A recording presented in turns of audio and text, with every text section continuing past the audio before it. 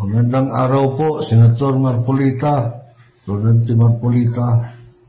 Ako po si Engineer Angelito Mendoza ng Barangay Manalongon, Santa Catalina, Negros Oriental.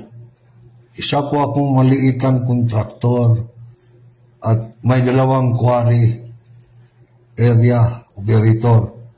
Humingi po ako ng tulong na maimbestigahan at ma-facilitate inquiry ang pamamaril sa akin noong August 27, 2025 para mahuli po at magkaalaman ang talamak na korupsyon dito sa aming probinsya.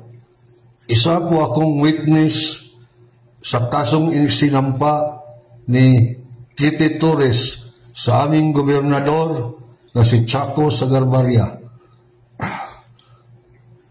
at mga tauhan niya dahil sa korupsyon, extortion at operation.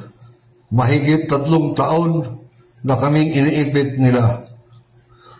Bago nangyari ang pamamaril sa akin, nakapile na po ako sa National Bureau of Investigation sa Manila,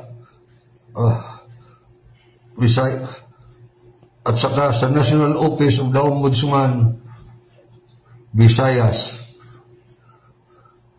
Sana matulungan niyo po ako na mahuli ang salarin at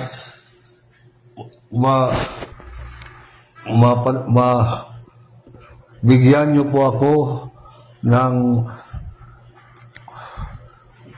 solusyon sa aking quarry na ino-override ng isang malaking kontraktor dito na walang ECC at area clearance. Maraming salamat po, Senador.